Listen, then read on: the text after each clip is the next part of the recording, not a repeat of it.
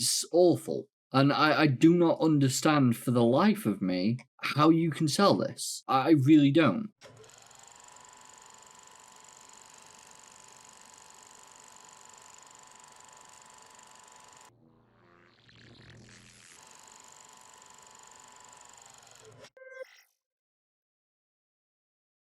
Hello everyone and welcome back to the 98th episode of PandTha Talks. I'm pretty certain that's right. Hello. Shall we see if we're always correct?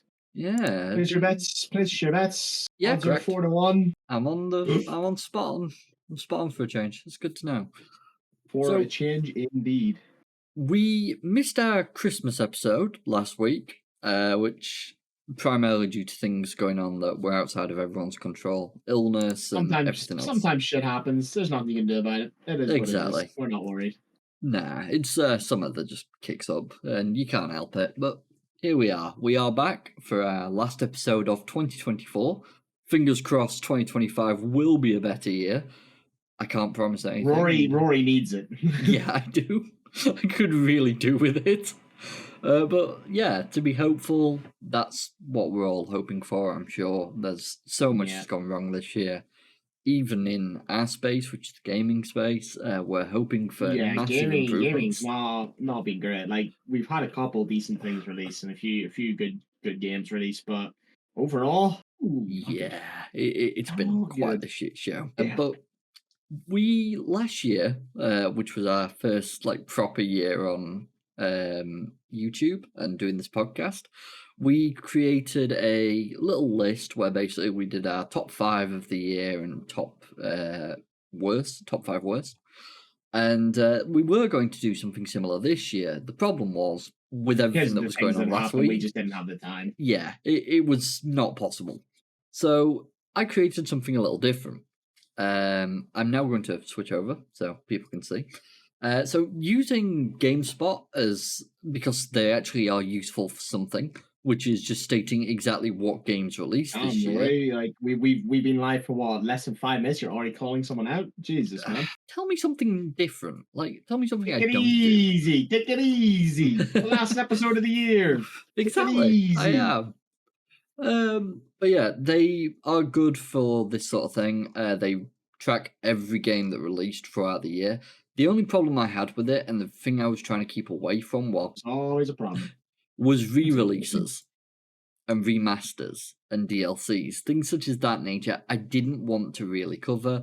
There might be 1 or 2 that I dropped on, but for the most part, I tried to avoid any re-releases, like going from PlayStation to PC, and it's just been released 1 year later on a PC. I don't see the point in covering that. It should have been covered originally. If it didn't make the list, then there's a reason for it. Yeah, I mean, we've talked about remasters and stuff. Like, we mentioned them because usually they are worth mentioning, but yeah, for the most part, they deserve their original year. Like a quick announcement about them. Like, some things are good to be remastered. Like, Arizona got like a whole graphic overhaul, which is always nice, but I don't think they're worth a whole like discussion over.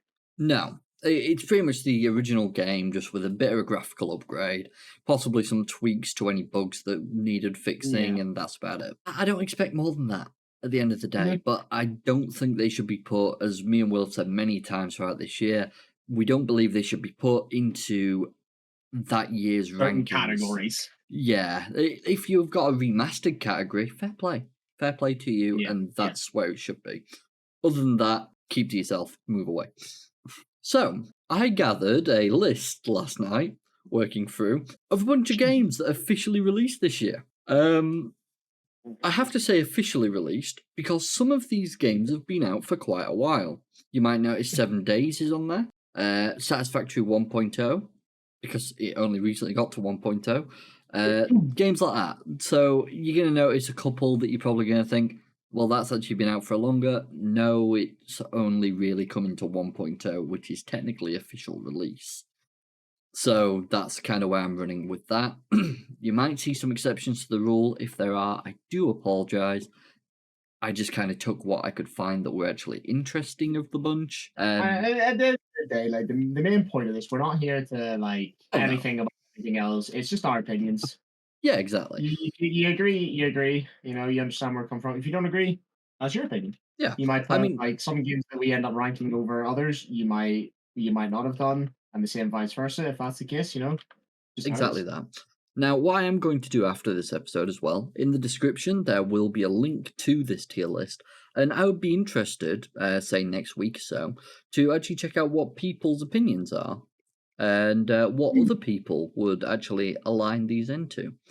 This will be our decisions discussed between us both, and we'll be discussing what we thought of the games, how well we think they did, and what they deserve to be in. Now, the rankings that I've created. Top tier, we've got Game of the Year. I was looking at them there for a second. It was making me chuckle. Yeah, I'm not surprised. After that, we have top tier indie, because let's be honest, there have been some amazing indie games that have been absolutely outdoing AAA gaming. I'm not too sure how many times we've said it this year, but indie games rivaled the market so hard this year, and it was absolutely awesome. 100% they did. After that, we have the game I'm not allowed to say is Dodgy Uncle. I just felt that was deserving after last year's fiasco and how that got ranked as my number one worst.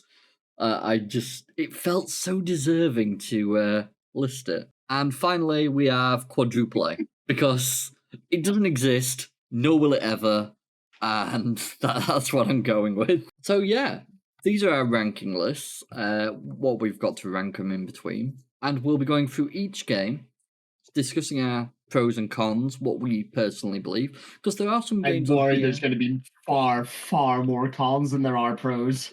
Yeah, I mean, to be honest though, we have got a nice variety here, plenty of different ones that split both between quite good ones to quite negative. We do have a fair mix. Some of them that we don't believe will be as negative as others. You might notice, for example, within this list, I do have Outpost Infinity Siege, but then I also have. I don't know if I want to talk about that game.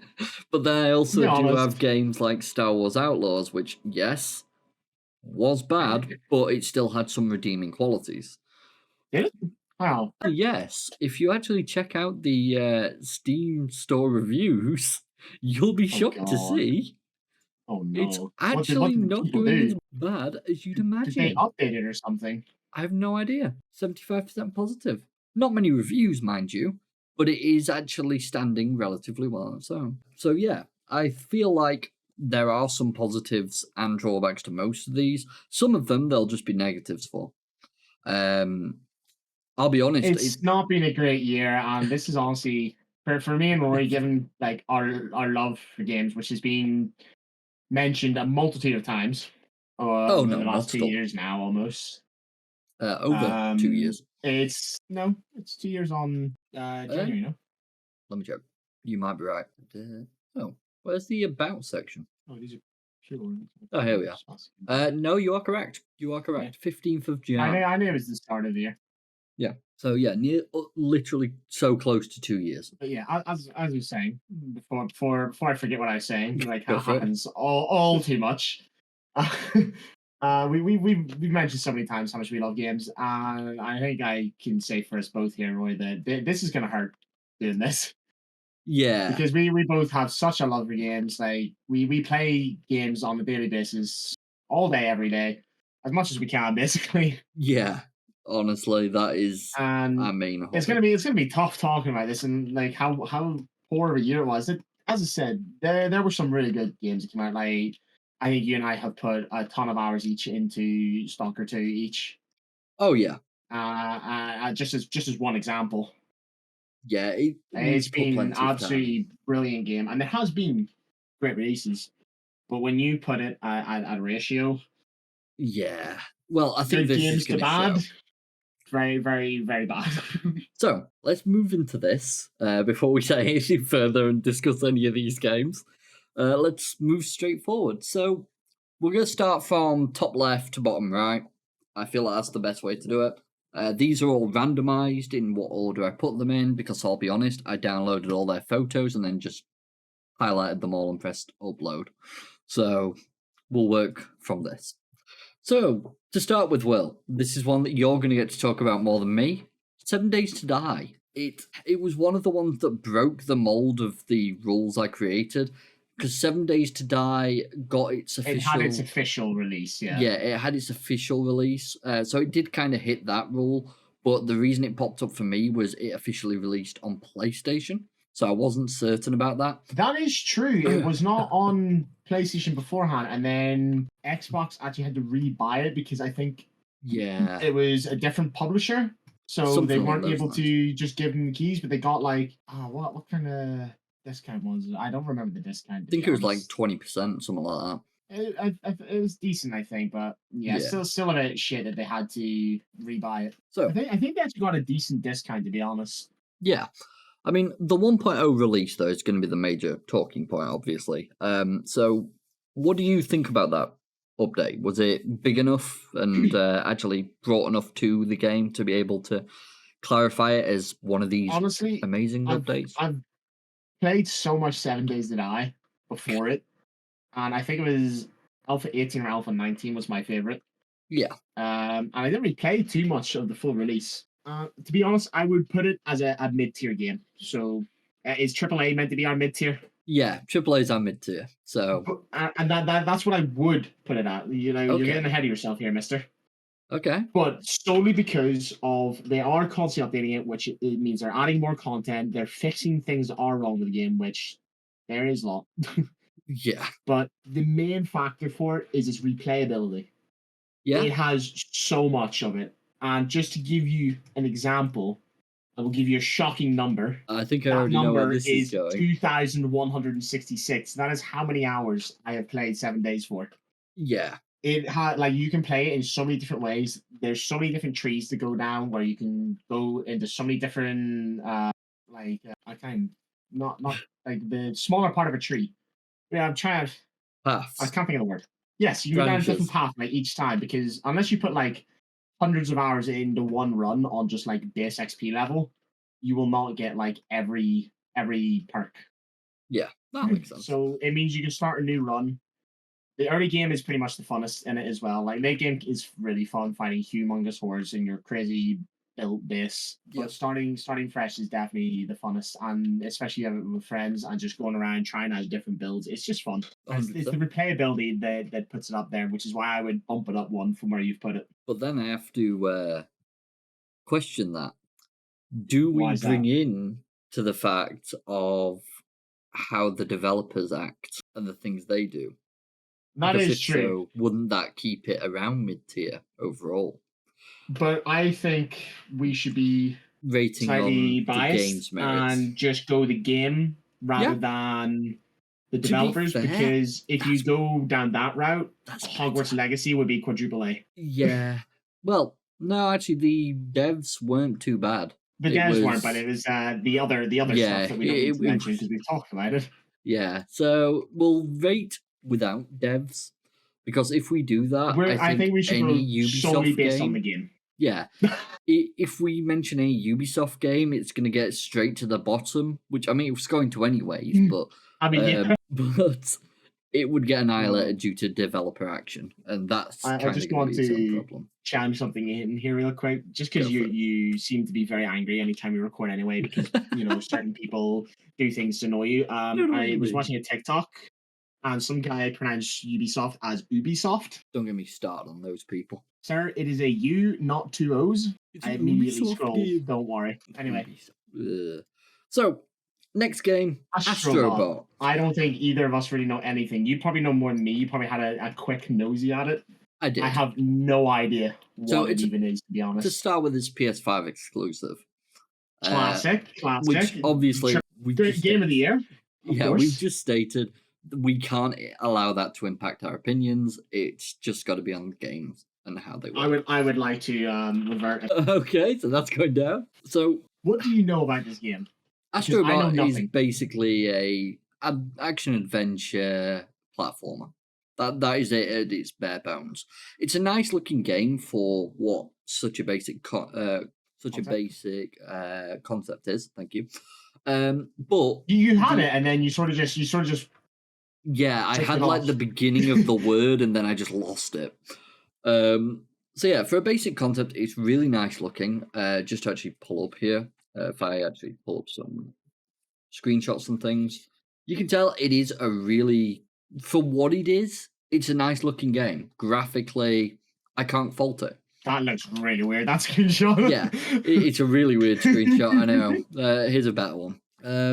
What is the game about? What do you do? That's the part where I'm a little bit more confused. It seems like overall, all right, there is no game. Okay. Well, you're pretty much collecting things, coins. I think you're trying to collect, unlock and save different bots that are out there from whatever the main antagonist is.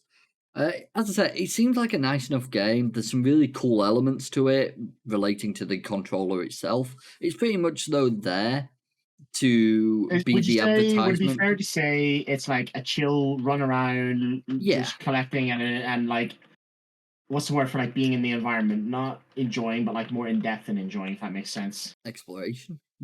No, like enjoying just the environment and all that. Like I don't know how to word, but like that's that's sort of good enough, I guess. But, like you're just running around, going down the story, experiencing the game, and just sort of enjoying what's around you and what you're seeing and what you're doing. Seems to be it.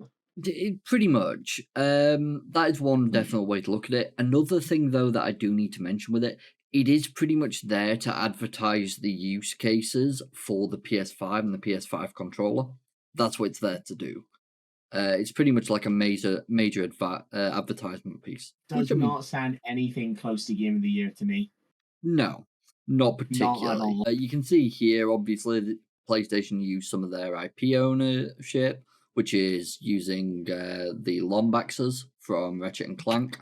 Ratchet and Clank. That game was a really enjoyable game. I'm actually just needing... I think it did come out originally a couple of years ago on PlayStation, which is why I didn't bring it into this year's thing, even though I believe it came to PC this year. Can't recall. Yeah. I do need to actually check that. I think it's Rift There's quite a few Ratchet and Clanks now, isn't there? Oh, yeah, there's loads. 2021 it released there. I think PC release was either this year or last year. No, last actually. Year, apparently. Released in 2021. 2023 there, July 26th. Oh, yeah, crap. I'm blind as a bat. So last year. Yes, yes you are. So, yeah, that's why I wear glasses. So, yeah. I don't know. Me, personally, I would say AAA. Depending on how it impacts certain groups and certain people, it might go into top tier indie. Yeah, I mean, to be honest with you, for the most part, I definitely agree that it probably hit the top tier indie traffic, but that's only just. I'd say for the most part, it solidly does do what it needs to be classified as a AAA game. To move up into the next category, it's only just skirting it. People do seem to really enjoy this game. Let's be honest too, like a lot of stuff was barely scraping AAA this year. Yeah. The other That's part, including AAA releases. Yeah. The other part to think about it is, though, from what we saw, obviously this was apparently voted it by a panel of judges, which is how Game of the Year is worked out. It's not done by public vote, which I think is bit of a shit way, to be honest. Yeah. For every other category, it is. For Game of the Year, it is not, which is bizarre. But that's why I believe it won that. I do believe it was a good game on its own standing, and the reviews definitely do seem to show that. But there were not enough reviews to be able to claim that this game did anything major. So... No, absolutely not. If we had a mid-category, it'd definitely sit there. If we start doing that, though, we're going to have like 500 tiers. Exactly. That's why I'm pretty certain AAA is where that's going to live. We're going to have a sub-tier of the sub-tier of the sub-tier and a sub-tier of a sub-tier. It wouldn't be the first time we've done something like that. Oh, dear. Yeah, we're too good at doing something like that. Exactly. So, next game, Black Myth Wukong. This was definitely under your category. Yeah. Now, we both you seem to have quite a bit of interest in it. I did, because Black Myth Wukong, and to be honest, just the reviews alone, in my opinion, was enough to easily sit in top tier. They're at 800k now, which is absolutely insane. Yeah, and considering this game was beat out by Astro Bot for Game of the Year, I'm still gobsmacked by. Now, honestly, I would say it's because the audience it reaches to is probably smaller. See, I thought something similar, but you look at the reviews then, and you're like, no, I know. If you think about who's on the panel though for voting, oh yeah, that's kind of what the kind of thing. game is going to appeal to them more? Yeah, A hack and slash or family friendly, smiles everywhere, bright colors, Yeah. Now, the reason I'm definitely arguing for this to go into the game of the year category is pretty much for the simplistic reason of one, graphics. It looks absolutely stunning. I genuinely cannot argue even now that this game is not phenomenally looking. See, I don't know if it was the trailer or maybe a smidge of gameplay we saw, or maybe it was both. We saw both, I believe. Like even that little snippet we got to see, everything just looked so beautiful. I believe it was this, which I mean, even now it's still stunning. Like the environments are just something else. Yeah, the actual gameplay, it looks engaging. It's Dark Soulsy, so it's not my cup of tea really. It's definitely a hack and slash, but what it does and the people it hits, they clearly love it, and everyone really enjoyed the game thoroughly. You can tell that because it won so many categories at the Game Awards by public vote. So to no surprise, everyone expected this to win, which clearly it didn't. But it looks like an amazing game. People definitely had a lot to say about it, and it deserved more than what it got, in my opinion. Review-wise, even now, not a single negative review there, and that's in your first scroll, which usually you're guaranteed to get at least 2. So I got to give it to it. It's definitely done well, and I'd say it definitely deserves that spot. Is there anything you'd like to say? I didn't look into it too much because just Dark Souls is enough for me to be put off. I don't enjoy those kind of games at all. It definitely looked brilliant, and as you said, 800 reviews, mostly positive. You can't go wrong. No. And £50 too. When we've seen games that are averaging 60 to 70, it's below the average price, which is even better. Exactly. Even the deluxe edition is only another tenner. What? How many games did we see where you were paying triple digits for an extended edition? Here you go. So £99 for the extended edition. It's just ridiculous. It's absolutely ridiculous. By the way, this is Steam's best of 2024. I do plan to mention this a couple of times today, just to give you some quick example of what it does. You have different categories. So you got the top sellers. These were the top selling based on total gross revenue. New releases. So best on the new releases category. Most played. Early access graduates. Steam Deck. Controller friendly and top VR. I'll be using this list as well to make some arguments throughout the time, because I do think this is a pretty good list to work off. And you can see that certain games definitely hit the criteria and are deserving of them. Especially a certain one that wasn't mentioned at the VR Game Awards. Anyways, moving on. So, Black Myth Wukong. We're only 3 in. Game of the year. Absolutely. Even though it doesn't appeal to us, like we can say just because we don't like the game, it's a bad game. Yeah. Just the reviews, the look of it, just its own performance. Yeah, is exactly. Enough. That's the thing. Don't get me wrong, we can sit there and say all day it's not our sort of thing, we would not play it. But for everyone else... Doesn't mean it's a bad game. Exactly. Plain and simple. It sits on its own positives. Next thing, Blade and Sorcery. The reason this is Blade and Sorcery is so fun, man. Yeah. The reason this is here, it's been out before this for a long time, but it officially released it got its on the 17th of June 2024, which was when it officially released to 1.0 and everyone were massively into it. So obviously that one deserves to be on the list. And what can we say? That game is what VR should be. In my opinion, that's you just run around like an insane idiot, just stabbing and chucking people off cliffs and throwing bricks at their heads. Yeah, getting stronger magic to absolutely mess with people. It's everything that people want in a good VR game. When people discuss VR, the only thing that's missing from Blade and Sorcery is co-op. That is my honest opinion of it. That is the only feature I believe that could be added to make that game any more enjoyable. But then again, going off of what we say, that's all that's needed to make the majority, 900% of games better. That is very true. But it's one hell of a blast, and anyone who hasn't tried it already, I highly recommend you pick it up. They're currently working on, if not have already released, an update that will actually affect Blade and Sorcery Nomad, which is the VR standalone edition, to implement 99% of the features from the PC gaming version. So the PC VR version. So that means everyone should be able to experience it, should be a blast. I don't think there'll be any argument when I say this deserves to be in Game of the Year. Yeah. Perfect. Just from my experience of playing it, there's still a couple of things worked on. Like the way NPCs move, for example, when you're fighting them is that still needs a bit of fixing. I would say it's clunky. It's a little bit. Can be a little bit, but it's just very basic, you know? Yeah. I mean, the other thing it'd be if they fuck that though, it would kind of take away from the fun of the game if it got too annoying. So I can understand why it is what it is at the moment. I mean, they added their own mod system into it, obviously, as we've mentioned in the past, and some of the mod systems do actually overhaul the enemy movement and stuff. That can be useful, but it would be nice to see it in the base game by default. But that's its own thing.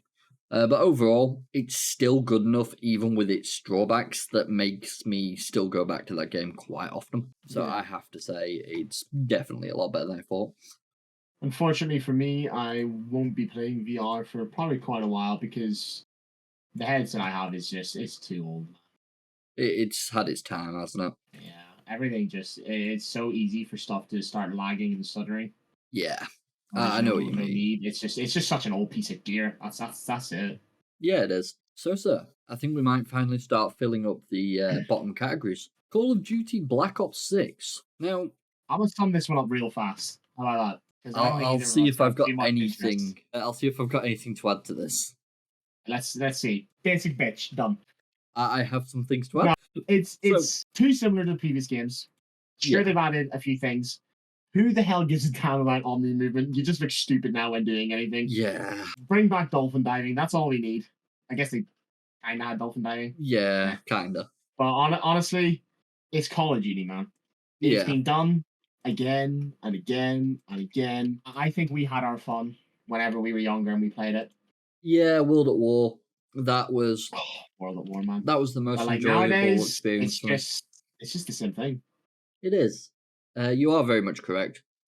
While I do have to give them some praise for the campaign, because it was actually enjoyable to play. Still, there are still good things about it. I'm not saying it's a terrible game or it's like highly overrated. I mean, it is somewhat overrated, but like you gotta give it to the look of the game, the way the game runs. It's not terrible, and we've had a lot of games released that just have run like complete shit and looked absolutely awful. So like they've definitely, compared to the games this year, they've outperformed in that sense.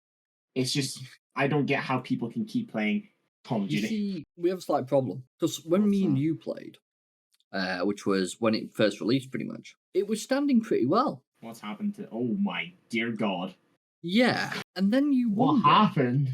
What happened here? That's the big question, isn't it? Can't get a refund. Yeah, normal stuff. Quite disappointing. There has been little to no effort to improve the horrible server quality. Generally, server did crash every 3 games. See the issues people are having where like you're getting kicked, even playing single player zombies, you're getting kicked for quote unquote inactivity when you're moving? No? Yeah, it was a really big issue. Because you even single player, you're on their servers. Yeah, I did know about that bit. So so it was like you're playing single player, you're running around training zombies, killing zombies, and you just get randomly kicked and it'll say kicked for inactivity. Now, pretty much a lot of this happened. Then you've got won't protect voice actors from use of AI and uses AI slop in AAA game for $70. Publisher with billions, which we've already discussed plenty about how we're massively against that sort of thing. We understand the use of AI and it can be utilized in a good way, but it needs to be utilized in a good way. Yeah, there needs to be some sort of contract drawn up to protect voice actors and artists to some degree. Allow it to be used to assist them, not to take over their work. Yeah. Now, with all this said, I was originally going to put it in like AAA tier because at the end of the day, it's about mid-standing. It's a Call of Duty game. They did some good bits, did some bad bits, but with that into account on top and the issues that they're falling with, it kind of drops a tier. Yeah, and I feel it deserves to be in. Just the constant repetitiveness of just pretty much the same game over and over. Yeah, that is the other problem to it. They're not really learning anything, no matter how much a small channel like us will mention it, and other much larger channels and reporters and everything else. You'll still have the bunch of reporters that absolutely praise it up and down because it's popular with the younger people. And that's just kind of how it goes. So I don't think anything will really ever change with Black Ops or Call of Duty or anything like that, but this is where personally I do believe it belongs. So, for Spoken's dodgy uncle, it is. I'm so happy I named it that. Really am. So, Delta Force is the next game on the list, which isn't actually fully out yet. This again is going to be your category. The round or two you played, all it really did was remind me why I don't play games like that. Yeah, I had a feeling it would. For me, this is something I play a lot of games like this with a few of my friends. Honestly, I just saw it as an opportunity. It was free to play. You were playing it at that moment that I was there. I might as well just hop in and play a round or two. 100%. And if I don't like it, I don't like it, and I didn't like it, so I just Exactly. It's not my kind of game. It's as simple as that. Like that. Does that mean it's a bad game? No. Is it a bad game in my eyes? Absolutely. For me, it's something I quite enjoy. The multiplayer I do feel they've done really well with. As a basic multiplayer game where all you do is slaughter each other, there is a lot more teamwork, I must admit. A lot more people that are actually willing to do the roles that they're assigned to do. That's mainly because they use their common sense. If we're going to make roles that are needed, like medics and things like that, we should probably make it so that the character's abilities are based around that job. Because, like, for example, in Battlefield 2042, that was something they failed on quite bad. They made certain roles specific to others. So, for example, you have someone with a wingsuit who I believe is stuck to either assault or to, what do they call it? Engineer. Now, that's fine, but then what about, for example, a sniper? I think having a wingsuit as a sniper would be pretty useful. Yeah. I'd be able to get out of a rough situation pretty easily. Things like that aren't really taken into account as much. So it's kind of why I like what they did with that, but I need to see if they're going to keep that up down the road. I've not tried out their like Escape from Tarkov element that they have in the game yet. I didn't even know that was in there. Yeah, that's how when you load up, you got 3 options: warfare, another one, and then you've got another one at the bottom as well. I always forget the names of them. But the second category is the like Escape from Tarkov version of the game that they've got.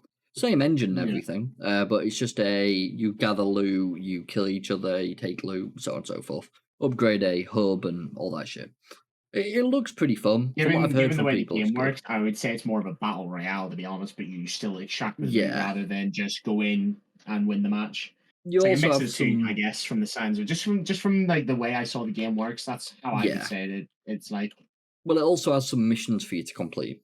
So like putting things in places, opening certain doors, sort of stuff like that. Yeah. And then they're eventually going to be adding the last category, which I'm really looking forward to, which basically is just co-op. And you go up against NPCs who are defending an objective. You have to sort of like tactically clear it, make sure you get there, gather the objective, extract, all that sort of shit. There's some other bits to it, actual mission-based objectives. That looks pretty fun. I believe that's Black Hawk Downish. So that I'm very intrigued to see. Overall, it's damn good, and I do enjoy it, but I can see why a lot of people wouldn't. There are certainly problems with the game, and I'm hoping to see them addressed down the line, but it's really difficult to say for a fact. There is some issues with people using world chat for very interesting reasons. That's just an online thing. Let's be honest. That's not the Yeah. game. That's not game specific. That's Oh just no, online. that's just honestly, I find it hilarious. Other people massively against it, but it's just what it is. On top of that, there's a couple of bits and bats. Yeah, Hell, Shane, she's not very quiet. you're not very quiet. From Will, he heard you. But anyways, the other thing to do with it pretty much is there are some server issues that have been acting up quite a bit lately. People are having some other issues. It's nothing major. It's stuff that's quite easily resolved, and I think with a bit of time they're going to. So to be honest, I can't really give it anything major because it's what it is at the moment. It's just a multiplayer shooter that everyone would expect. Some good teamwork, there's some good classes, but it's exactly what you'd anticipate. It doesn't do anything new, it doesn't bring anything great to the table. It's just enjoyable. So I believe it deserves the spot that it's got. I don't believe it's a bad game. I don't believe it's an amazing game. I think it just sits perfectly in the middle. Even my poor opinion, because it's just not my style of game, and I really don't enjoy them. Yeah, and I think that's it's just because it doesn't do anything new. It doesn't bring anything new to the table. Yeah, we do have quite a lot of games like that. Even the other game modes you're saying they're working on, it's already been done. Yeah, exactly. Now, as great as it is to get like more games, even if they're very similar to other games but done in different ways, or they've got new stuff, like in terms of like I don't know, maybe map generation or the systems work differently or something like that. It's always great. Yeah, 100%. But you always gotta love something new. 100% you do. Dragon's Dogma 2. Now, I played the first game to this. It wasn't anything. You mentioned this in one of our episodes. I did. I feel like, and I thought you were. I was quite pleased with the first one. No, I was. The problem with the second one, it's starting to have a lot of issues. I've not actually checked in on it in a while. Common theme of 2024, honestly. Yeah, games having issues. It's pretty common. A lot of issues. It seems like just that. Yeah, it seems like they fixed a lot. But it seems also like a lot of issues still. Yeah, I have to be honest. Since the everything that happened with Cyberpunk, now it took them a while to kick their arses in the ship, but eventually they did actually do it, and it gives me faith that any game can do it. If a game releases in terrible shit, hold on. Sorry, I overstepped. Most games can do it. Yeah, there are. In brackets, Concord. Yeah, I couldn't find a photo for that. It was going to go on. They've removed all existence of it. But it does give me faith that if a game releases in a poor state, it can be fixed. It can be made into a good game.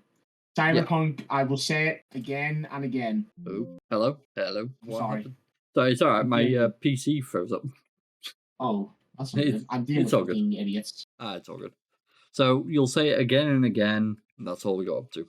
Cyberpunk, being like a perfect example. I will always use them as an example ever since they did as well as they did with Cyberpunk. Yeah. It gives me faith that even if a game releases in a terrible state, whether it's a game that I had hype for, or if it's just a game that was hyped for that I personally didn't have any interest in, I believe that if they choose to put in the work, they can very easily fix it and make it a great game. I'm completely with you on that. The only issue is with how the world is, it's all about money, and that's a waste of money to do stuff like that. Exactly that. And that is if they don't have the commitment, then the game won't be fixed, and that's the issue. Most stuff like that. As it is, as of the moment, I would put it in for Spoken Stodgy Uncle because that's just kind of it's kind of where it is at the moment. It needs some improvement to get a bit further, but I think it could turn into a really good game down the line, and people are impressed with the base game. It's just genuinely these drawbacks. It just needs time. Like Cyberpunk, it just needs time. Now they could have done it quicker. Yeah, but they eventually got to it. That's the important part. Exactly. Elden Ring Shadow of Erdtree. That DLC was beloved, but once again, I kind of messed up on that one. shouldn't be in there. We don't do DLC, so that one also sit there. Hades 2. Now, the first game was absolutely beloved by the community.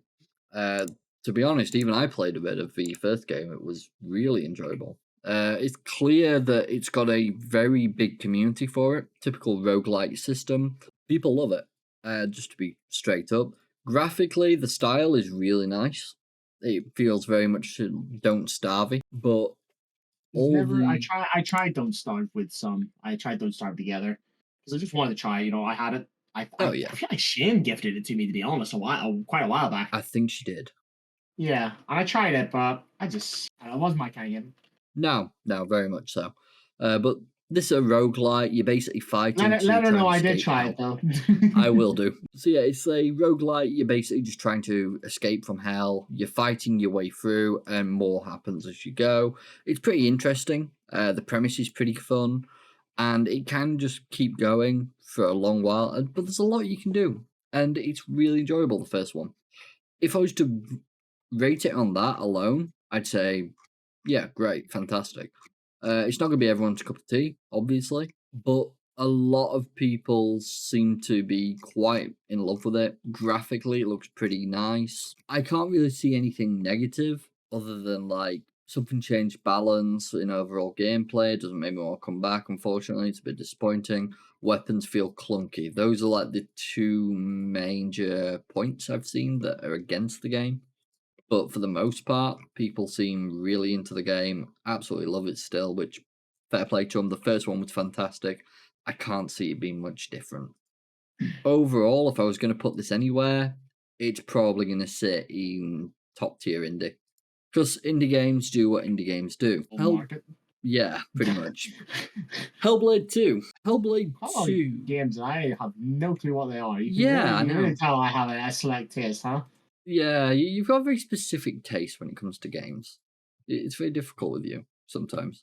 I am difficult, period. I know you are. So I'm going to quickly speed fire with Hellblade because it's pretty quick to cover, to be honest with you. Hellblade, the original one, I played quite a bit. It was really enjoyable, interesting premise. The audio design was absolutely phenomenal, and the actual voice actor did a fantastic job. The sequel is pretty much more of the same. There was really not much to say. It was just a great game overall. I believe it kind of fell under the bracket for a couple people, and it didn't go as far with most, simply, I believe, due to the fact of what other games came out about the same time. So pretty much this is what's been said. This was the negative though, and the reason we're covering it is because of something we covered halfway through this year, which was it's pretty much come out as a movie. You might remember this. We covered it because it was pretty much just long cutscenes. That was like 90% of the game, just one major cutscene. And it felt like people were buying a film. And people were just really annoyed by. It felt like annoyed. Yeah. It's very much a movie that you have to press forward to watch. But as a game, it's just tedious whole way. The lack of any choice, slow movement, input lock cutscenes, the non-puzzles, quick time combat, etc., when combined with the beautiful but intentionally oppressive atmosphere, just makes it feel like walking in the mud. While other people absolutely love it. Just makes me think. It's just a thought that came to mind. Quick time events are a really cheap way to add more to the game. Yes, they are. Me personally, I have, in my opinion anyway, and I think it's fair for me to say, I have really good reaction time, like really good. Relatively decent. But to just throw something in where, oh, you need to press this button really quickly. Yeah. I think that's stupid. It's not a game mechanic. It's no. Oh, we didn't know what to do here to add something else, so just press this button really quickly. Exactly that, to be honest with you. That is just what it is. But yeah, I don't believe it deserves anything more than AAA with that, because yes, it could have got into top tier indie if it was more along the lines of the first game, where there was constant combat pretty much. But because of that, I do believe it just deserves to be where it sits at. And I don't think there'll be any arguments really on that one. Helldivers 2. You've got a good bit of time into this. I feel like you've got a lot to say here. Good and bad. Hell. Good to Helldivers, bad to Sony. Good job Sony's not part of our opinion here. Yeah, I mean, honestly, if they really made it challenging for the devs. Honestly. Oh, didn't they? So, Helldivers 2, fantastic game. Base premise, phenomenal. The recent update itself added another faction to fight. Absolutely amazing. Completely different to the first two factions. Just what you want. The way of getting more equipment, stuff like that, I find it interesting. It's not something most people would go for, but you can earn the premium currency through game and stuff like that, so it's not an issue. Stuff like that. I genuinely just love the game. I think it's really enjoyable. I don't like what Sony's done, obviously, but I can't add that to my input. But what I can say is the devs for a while really fucked up. They messed up on the balancing for a long while. Thankfully, they have retconned this decision and fixed the problem. Because otherwise, you become a glass cannon without the cannon, which is problematic.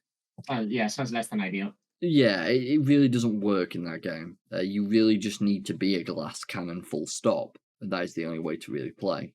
And you want to be slaughtering everything and having fun. I mean, there's a piece of armor in there. And I love this armor because it gives you a 50% chance to survive lethal damage. So I don't like stuff like that.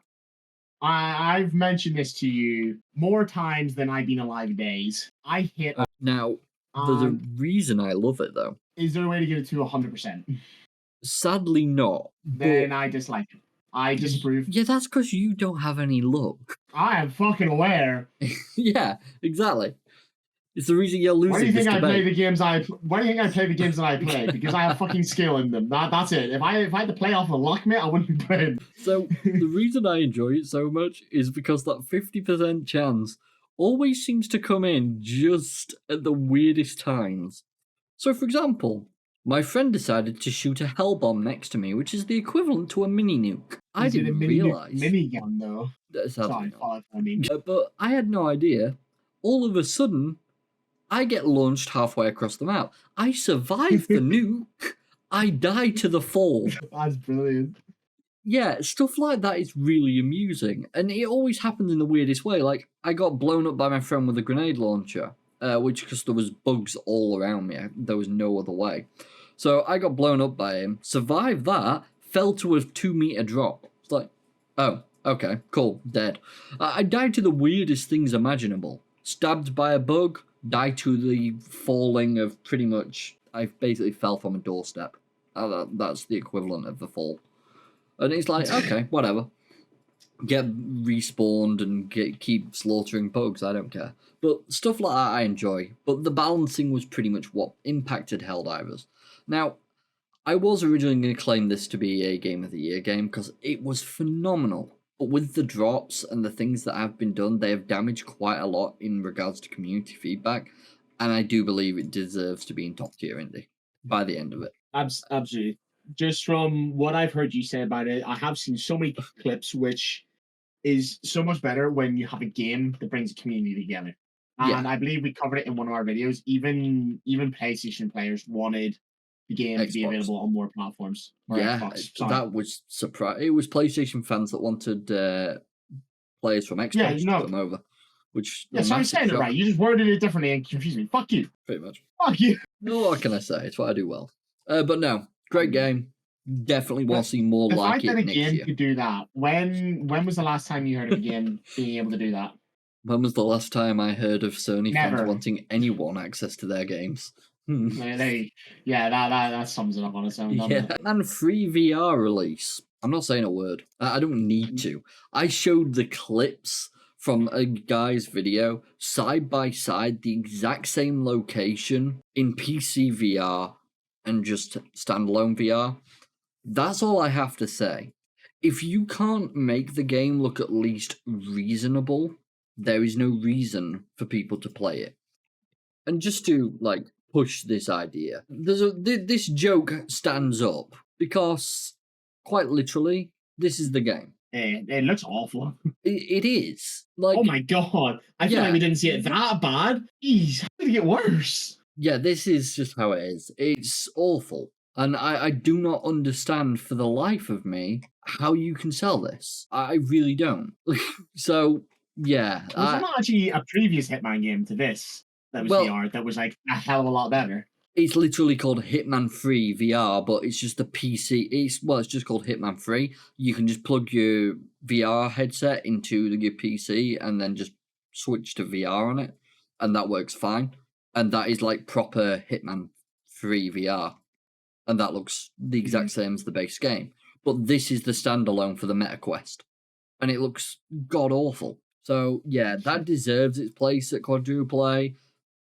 Don't do standalone. You can't do it for MetaQuest. It just doesn't work. There's a lot of things that we find just don't work this year. Yeah.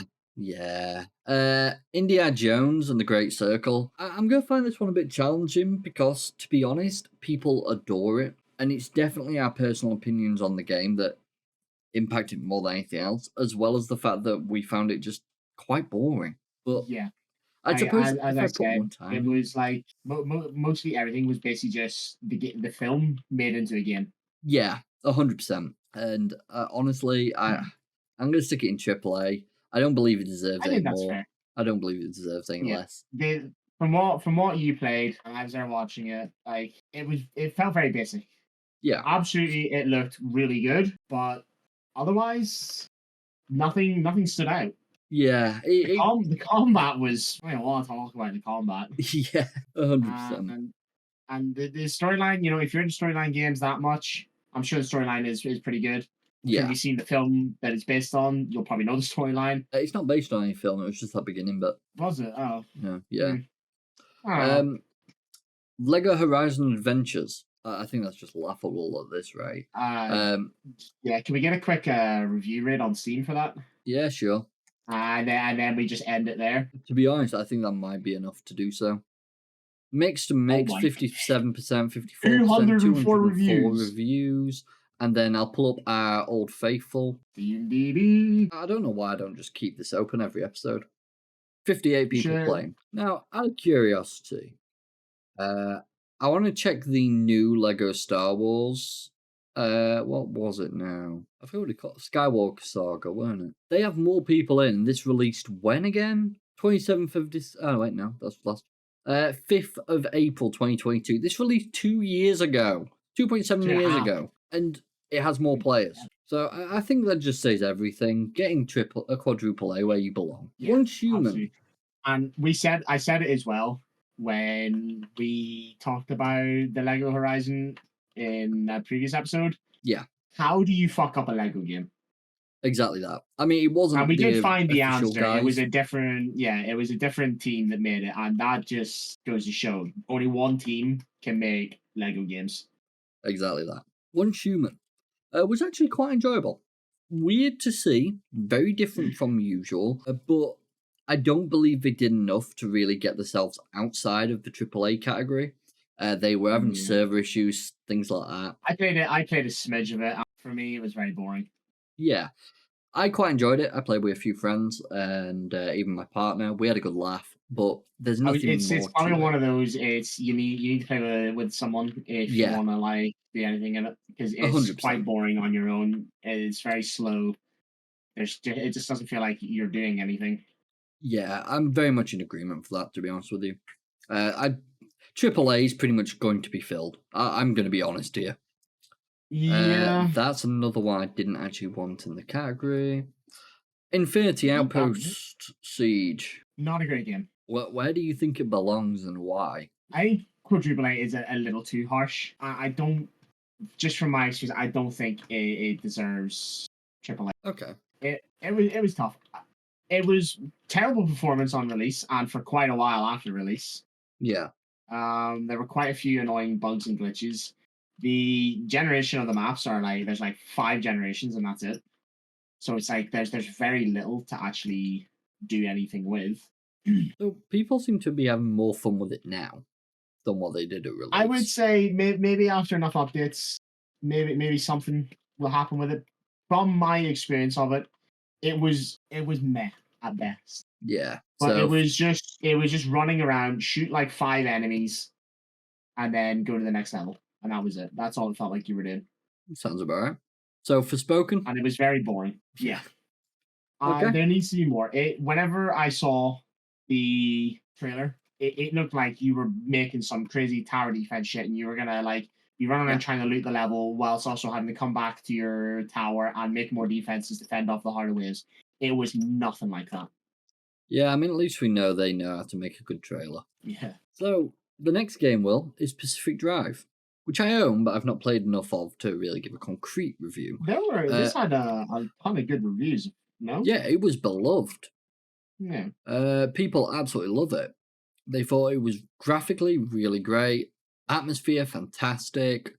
It's a horror game apparently. Game starts with a great hook, excellent voice acting, and good soundtrack. Yeah, I'd agree with all that.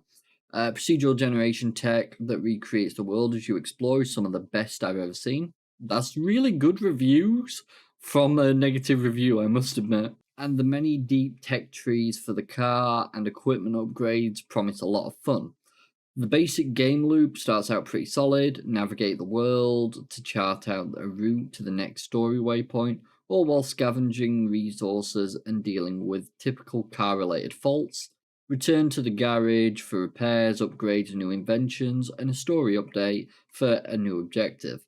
You feel like you're making progress with every story beat. Unfortunately, this doesn't last long.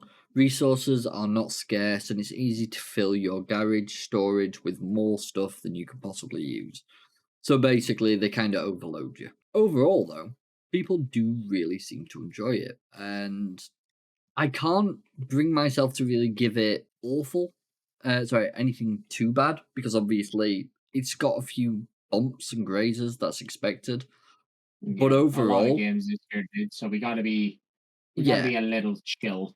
It's definitely not in AAA.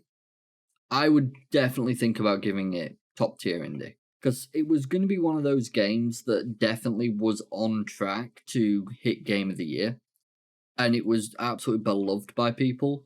But the problems with it definitely knocked it down to top tier.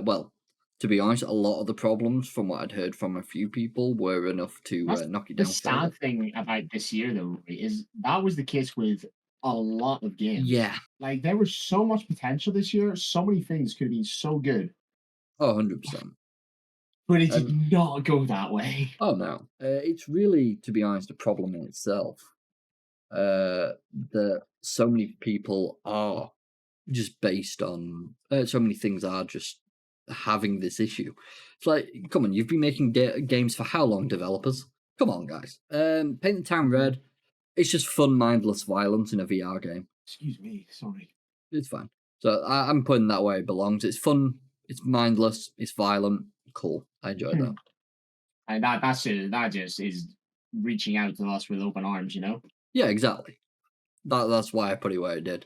Prison Architect 2, it's just what you'd expect, to be honest. You're an architect of a prison, you make prisoners' lives absolute misery, and you have fun while doing it. You steal from the budget, and you have a blast. Because, you know, you're an awful person. You are, Rory. You really are. Oh, wait, is Prison Architect 2 even out? Or is it on Epic? Could be on Epic, you know. What the hell? Oh, it's not even out. Never mind, that one can leave. Shoot, to the bottom. Game Rant, you messed up. I used their list and apparently released in like June or January. How dare they? Yeah, I know, right? The Quidditch game. Well, Harry Potter Quidditch. So is it not? I feel like I did poorly, no? Actually, no. I don't remember. It didn't get too many reviews, but it got 78% positive out of 2,128. People did actually enjoy it. It was pretty much because you play as a singular character in a team of, I think it's like 5 people. So it's not like, you know, FIFA-esque, where you're controlling a whole team. You control a single element of that team, which I think, to be honest, is a better way of playing those sort of games. I'd have a lot more interest in them myself if you just controlled a singular person. Was there not a soccer game that got released like that? We discussed it, I think, a week ago or 2 weeks ago. So it was something interesting, but I don't feel like it did enough to qualify being its own big thing. I think for its price point, it's not too bad. £25 or £13 on sale. I'd say it's pretty reasonable. As I said, I can't really say it's done anything absolutely outstanding, but it's what it is. Satisfactory.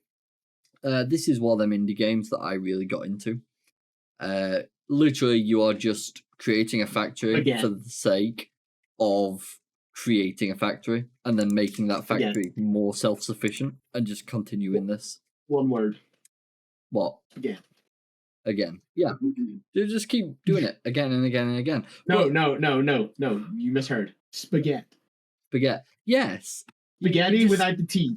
Yeah, you just make a lot of spaghetti and then keep making more spaghetti until you realize shit. Want a prime example of spaghetti? Let's game it out on YouTube. There you go. Yes. Tornado spaghetti. If you actually don't know, if you go to Satisfactory on Steam, do not put that in a pack. Oh no. So actually his photo is just here. This is kind of what it turned into in the end. That is crazy. I can't believe they actually got a screenshot of his. Yeah, they even put his thing here. So that's brilliant. I'll be honest, it got much worse down the line. Oh yeah. But he kept making it worse.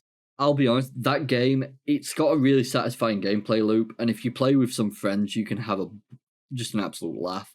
I think it is enough to put it into top tier indie because it did well for an indie game, and I think they've done a good job. Shadows of Doubt. I've said it so many times, I'll say it again. Indie games have ruled at 2024, man. Well, we're about to go through 2 more. Shadows of Doubt is actually probably one of my top favorite indie games of this year because it does something I never thought I would sit and play, but I absolutely love it. It's £20, the game. And basically, you play as a private detective, just trying to make ends meet. And you literally are given... I watched you play this, didn't I? Yeah, you watched me play a bit. But it's an absolute blast. I believe I was launching trash cans at people's heads. Yes, it was brilliant. Yeah, that sounds about right.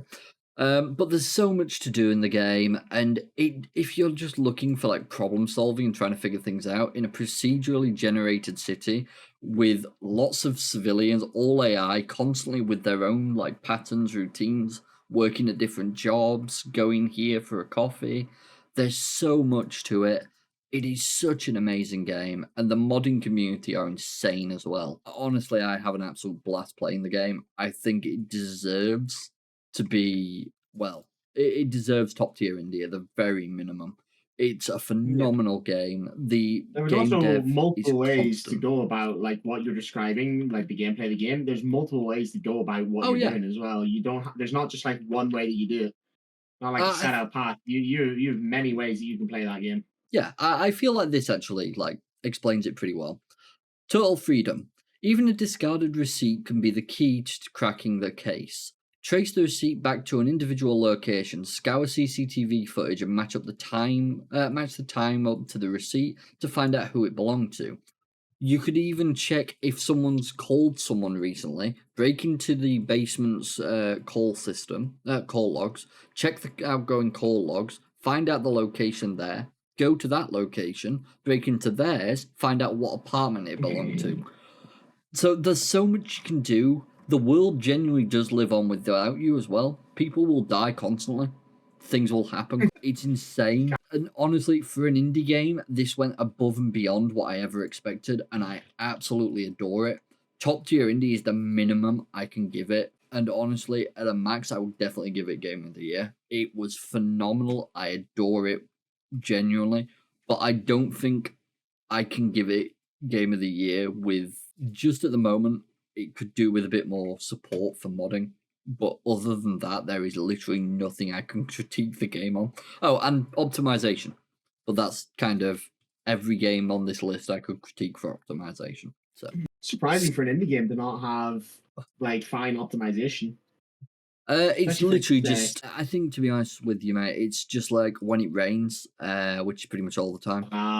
Right. It pretty much obliterates at times, but it's not horrifically dumb.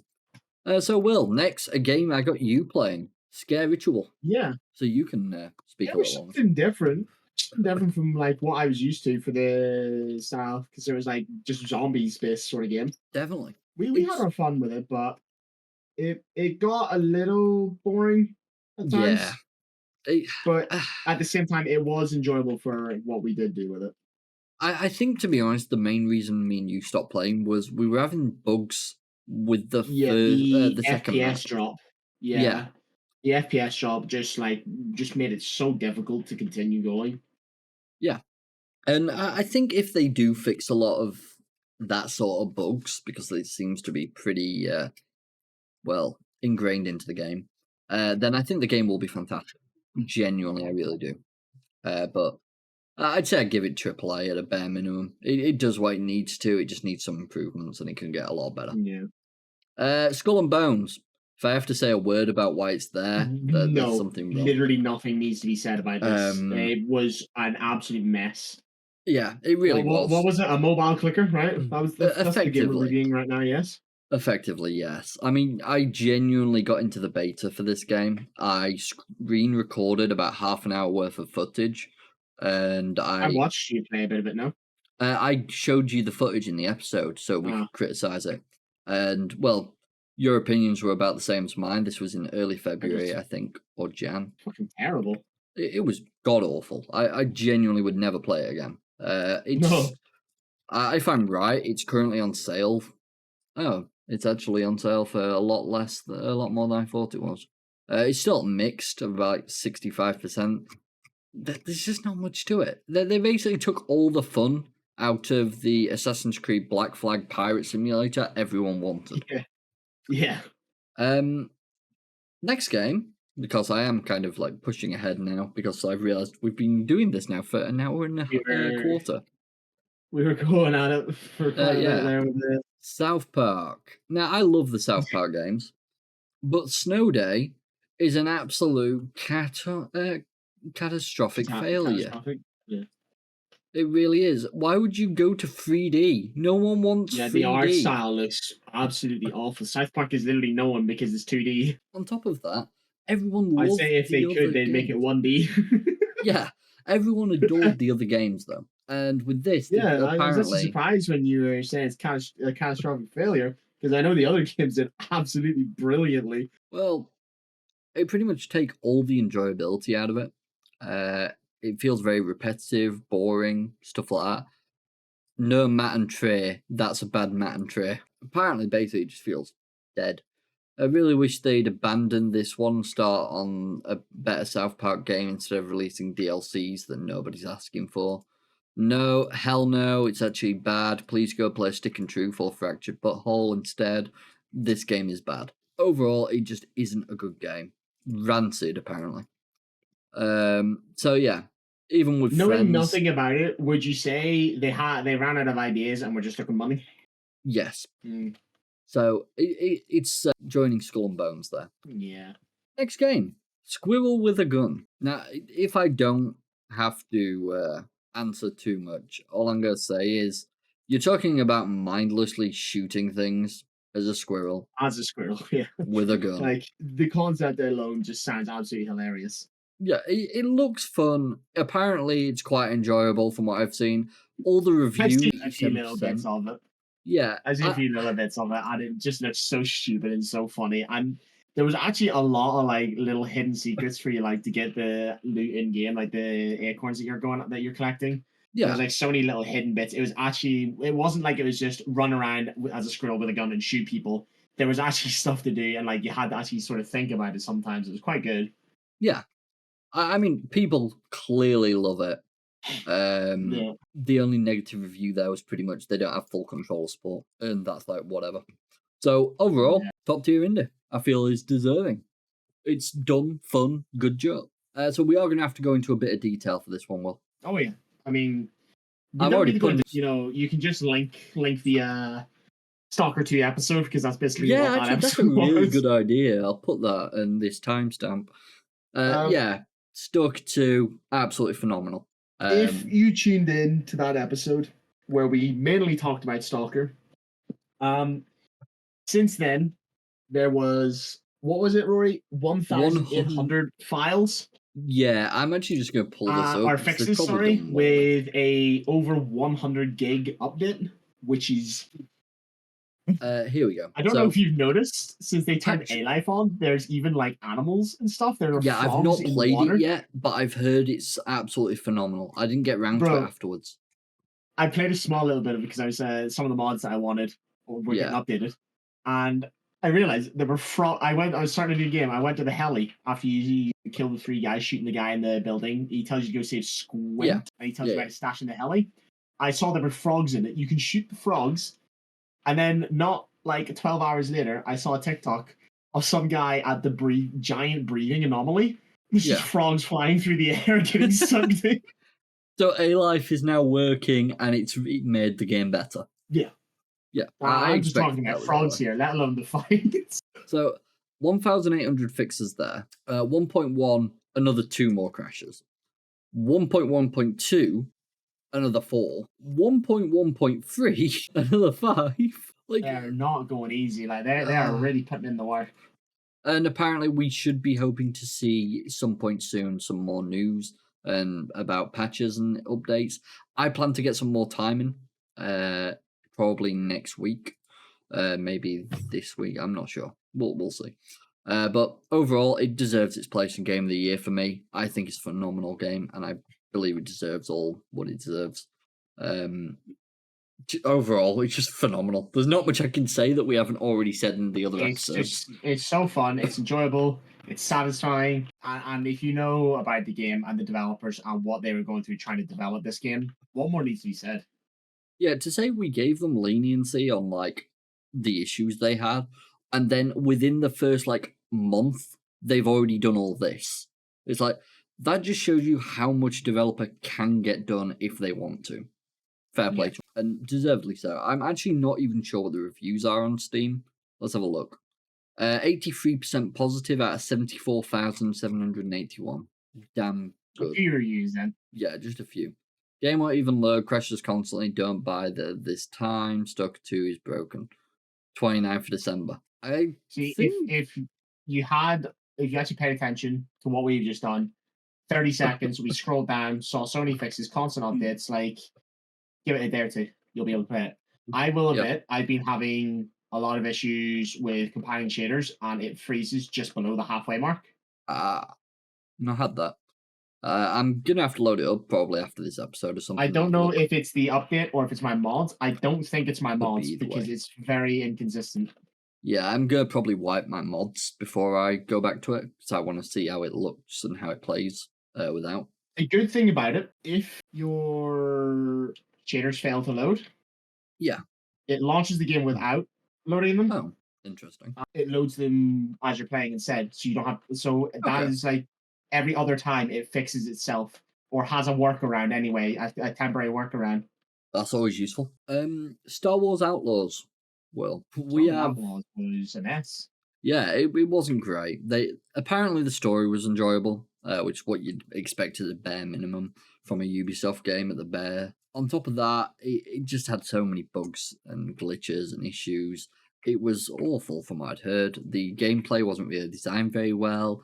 They hadn't really thought about things too well. So it doesn't deserve quadruple A, but I definitely think it deserves Forspoken. Even if you don't even like begin to think about the fact that the game wasn't really that great.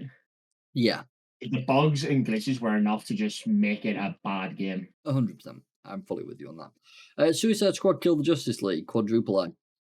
Next. Yeah, that was a mess. It was. I actually was going to say this during the autumn sale. It was on for £2 something, and it's on that again for the winter sale. £2.99. It released in February this year, and it's on a 95% discount because no one wants it, no one plays it, and no one cares about it. Yeah. As an example, this is honestly the time where I'd expect people to be playing it more than ever because it's on sale. 1,273. A 2-year-old game is closer to success. And that's when you know your game is just Yeah. Not doing what it's supposed to be doing. I'm just checking that I am right, that it is the Skywalker. Yeah, it is. I had to check. So, yeah, that's a problem in its own right, and it deserves to be in quadruple A. Space Marine 2. Space Marine 2 was absolutely beloved by people. Like, crazily so. You and me saw it graphically and thought it was actually really nice looking. Yeah. Price wise, I'd heard it was pretty reasonable. £55. I can deal with that. The others, a bit pricey, but it's what it is. 103,000 reviews, 83% of them are positive. They've got DLCs for the game. They've got some free updates that they're doing. People seem overly happy about it. Some people think it's a little bland, apparently, but it quickly grows stale and repetitive after playing a couple of missions. But I think once again, it's one of these games where if you've got some friends and you just fancy mindlessly slaughtering things and having a laugh, of course you're going to enjoy yourself. So, games are released, sure, they might not have been in great condition, or they might not have been really as enjoyable as you hope. But a few of them had the redeeming quality of my memory's favorite thing, co-op. Yeah. And sometimes even a game that's not great can be instantly made 10 times better because you and your friend can just hop on, be absolutely stupid in it, and have a laugh. Exactly. Next one is Zero Sievert. You might not have heard of this one. It's an indie game, and I think it's actually really cool. It's basically like a top-down version of Tarkov-esque. I'm but not big on these style of indie I games. know. I don't like the way they work. No, I get that. The reason I thought this one was pretty interesting is because pretty much all of it is you're on your own. You're not playing multiplayer. Yeah. So Some there's games all need versus that. NPC. Some games need where you're like you're in some apocalyptic wasteland and you're just going through on your own, you Yeah. know, clutching your butt cheeks together, clenching your butt cheeks together because you're terrified of what's gonna pop out around the corner. Yeah. And to be honest, I think this game by itself, it does really well because it's made single player feel like that. And it's got really good, to be honest, systems in it that I didn't expect from it. It's such a simplistic game, but at the same time, it does really well. People clearly enjoy it. It's a bit janky for some people, and some people find it's not for them, which that's understandable. But as a basic game by an indie developer, fair play to them. That's all I've got to say on that one. I don't think it deserves top tier indie, but I do think it's at least AAA standard.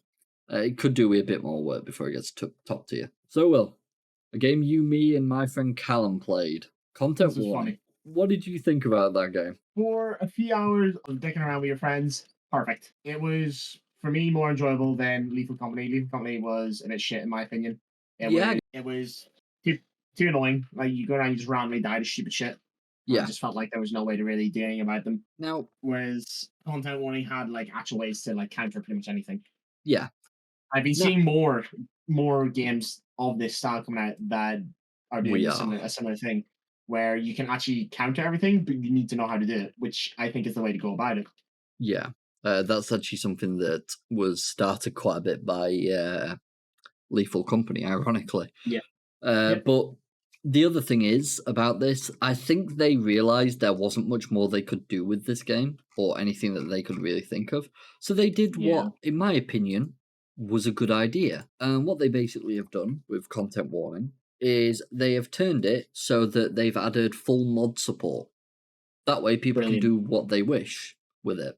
And that makes sense because at the end of the day, a lot of people do not care. I mean, they got what they wanted. I'm not surprised. They got what they wanted. They made a fun little game that you can mess around with your friends and made some money off of it. Yeah. So all they're doing now is giving people the opportunity to make it even better. Yeah, and that, to be honest, is all they need. I don't think it's top tier. As I said, if there was a middle category, it'd sit in there. But it was definitely a good bit of fun, and we enjoyed ourselves. What was that one now? It was that mining dwarf shooter game that you played. Deep Rock Galactic? That's the one. Deep Rock Galactic Survivor. Apparently that released this year, which I didn't know. It might have been. Here it is. Zero Galactic Survivor. Oh yes, this was a different game mode. Yeah, I haven't played it myself. It's just very similar to a lot of games we've seen where you're just trying to survive through the level and like kill as much as possible, getting upgrades as you go along to survive as long as you can. Yeah, people seem to enjoy it. It's doing nothing really new, just kind of what you'd anticipate. So probably AAA. Yeah, I guess I didn't really see much of it. Sons of the Forest will. I believe it's had a decent amount of updates. Okay. But when we played it, it was a shit show. It didn't feel fun at all. No, it feels very, let's just not mince his words, boring. Yeah. It's cool as a little life sim, I guess, if you want to just be a survivor in the middle of fucking nowhere. Fair play. You can do that. Yeah. It definitely needs a bit more work. Good to see they've got so much to collect, and build. Jesus Christ. But I don't feel like it's as tense either. If a guy comes over, you just beat his head in with a stick and that's it. Oh, seems like it's got your review right here. Well, just meh. Overall, probably Forspoken for now. It definitely needs some work still. We can recheck on it at some point. Honestly, I think the only redeeming quality it has is the base building. Yeah. The base building was very in depth, and it was actually quite interesting to get started on. Enshrouded, it's another game a bit like Valheim and that sort of thing. They're all really enjoyable. It's really well done. Highly recommend it, to be honest with you. Reviews wise, I believe it's still standing pretty high up. Yeah, very positive, 86% positive and 59,943. I really like it. I find all like the buildables and stuff quite fun. The stuff you can do with your friends is insane, and the things you can build and that is great. Up to 16 players, co-op survival, all great. So genuinely top tier for me. I sat and played that quite a bit. I didn't want that one there either, because I've not had enough time to check that one out. There's a couple here I've not really planned to cover. Palworld, Will. Palworld was definitely what you enjoyed. You had loads of fun. Yeah. It was a hell of a game, and it had a lot of things in it, a lot to do. There was just tons to do, tons to see. Great world development. The mechanics were fantastic. Co-op was really enjoyable. They got sued by Nintendo, which is interesting. There's a lot going on. Yeah. Overall, it definitely hits that top tier indie category as a bare minimum. I don't think it hits Game of the Year potential. It's definitely requires some improvements before it can do that. But I think that's more little bits and bats that need sorting out, and some balancing issues that could definitely be resolved. TCG Card Simulator. It's a simulator where you run a store and you sell cards and open card packs and pretty much your Pokemon card store. There were a lot of these games coming over. Yeah, there was a ton. You and me sat and played a one where we just ran a shop. I believe it was what was it called? Bitches and something. I don't remember. But yeah, they were an interesting store. We had a laugh. They're interesting games. They're a good bit of fun to sink a few hours into. They don't do anything really brand new or anything major, but they're just something to have a bit of fun with that you can sink some time into and waste a bit of your time, really. So I'd definitely say AAA. Path of Exiles 2. I adore the first game to this. Yeah, I know this is blowing up. The main thing that's getting them a lot of attention is the whole galaxy tree. That was what got the first. Insane. That was what made the first game so big.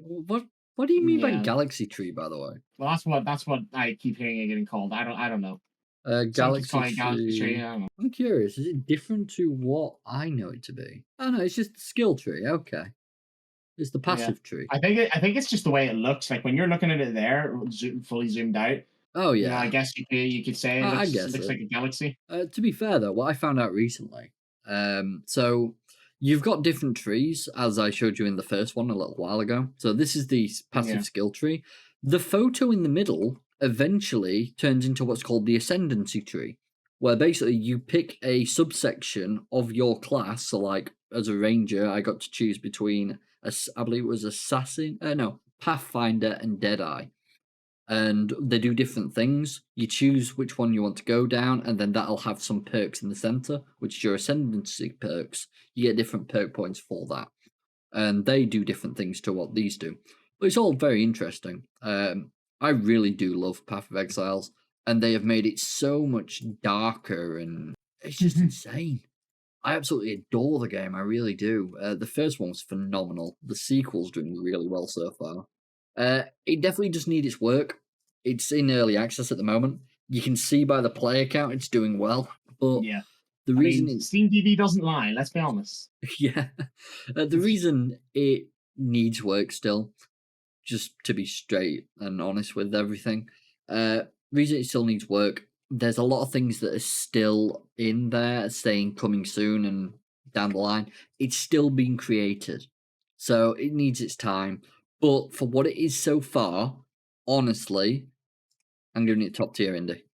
I adore the game. I'm a bit biased. Bodycam AAA. It's a fun premise. It's really interesting and it's a good bit of fun. Yeah, the concept is pretty cool, but it can get a bit janky at times. I'm not sure if there was really much else going on other than it's just another like going they through the levels.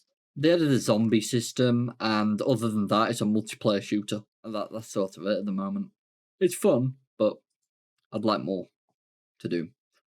Crime Boss. I like Crime Boss. I've been playing it recently. As I said earlier, I don't know whether I said it to Will privately or in the recording, I'm not sure. But basically, Crime Boss Rocket City, it's a roguelike. You have a boss, and then you have your gang.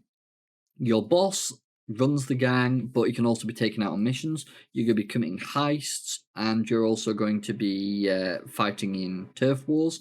What your job is pretty much to earn money so that you can hire more people, so that you can attack other crime bosses' territories to take over the city without bringing the law down on you too hard to the point where you're not able to do anything.